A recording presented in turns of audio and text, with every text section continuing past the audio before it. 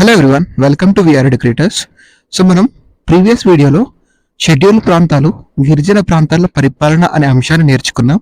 ఈ వీడియోలో మనం ప్రమాణ స్వీకారం, ఓత్ స్వేరింగ్, ప్రమాణ స్వీకారం అనే టాపిక్ని నేర్చుకుందాం. ఇది చాలా సింపుల్ టాపిక్.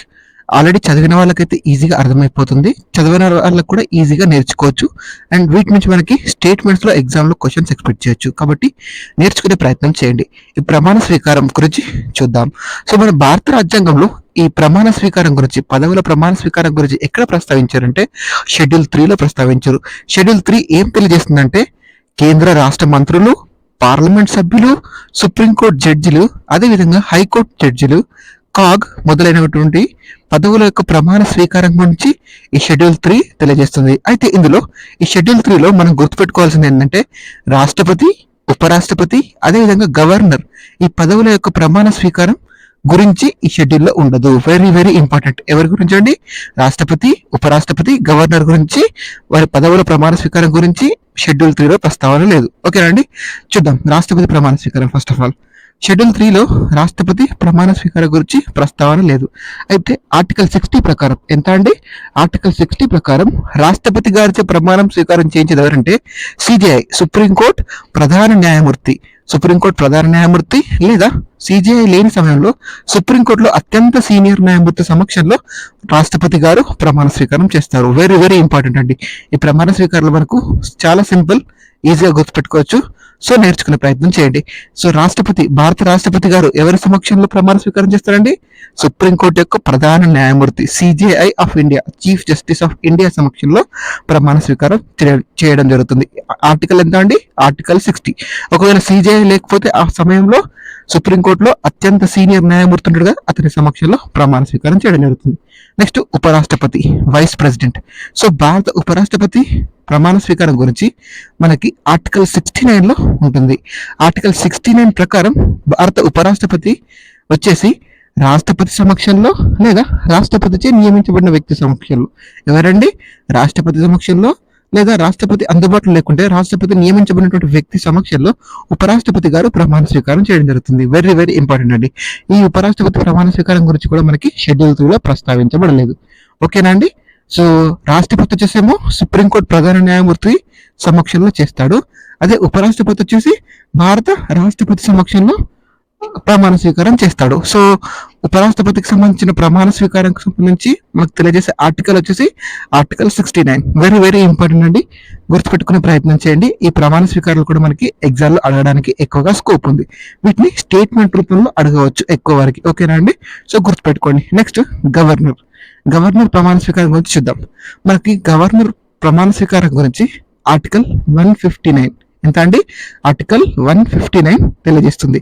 సో గవర్నర్ వచ్చేసి ఆ రాష్ట్రం యొక్క, ఏ రాష్ట్రానికి అయితే గవర్నర్ గా వ్యవహరిస్తారో ఆ రాష్ట్ర హైకోర్టు యొక్క ప్రధాన న్యాయమూర్తి సమక్షంలో, లేదంటే అతడు లేని సమయంలో హైకోర్టులో సీనియర్ న్యాయమూర్తి ఉంటాడు కదా, ఆ సీనియర్ న్యాయమూర్తి సమక్షంలో గవర్నర్ గారు ప్రమాణ స్వీకారం చేయడం జరుగుతుంది. ఎవరి సమక్షంలో అండి? హైకోర్టు యొక్క ప్రధాన న్యాయమూర్తి లేదా ఆ హైకోర్టు ప్రధాన న్యాయమూర్తి లేకుంటే సీనియర్ న్యాయమూర్తి, హైకోర్టులో సీనియర్ న్యాయమూర్తి సమక్షంలో గవర్నర్ గారు ప్రమాణ స్వీకారం చేస్తారు. Very very important. ఆర్టికల్ వచ్చేసి 159. సో మనకి ఈ గవర్నర్ పదవిని ఎక్కడి నుంచి తీసుకున్నామో మీకు ఐడియా ఉందా? మనం గవర్నర్ పదవిని మన భారత ప్రభుత్వ చట్టం ఉంటుంది కదండి, భారత ప్రభుత్వ చట్టం 1935 నుండి ఎంత అండి? 1935 నుండి మనం ఈ గవర్నర్ పదవిని స్వీకరించడం జరిగింది. వెరీ వెరీ ఇంపార్టెంట్ అండి. Already previous question. ఓకేనా? 1935 గవర్నమెంట్ ఆఫ్ ఇండియా యాక్ట్ నుండి తీసుకోవడం జరిగింది. నెక్స్ట్ మనకి CAG, controller and auditor general.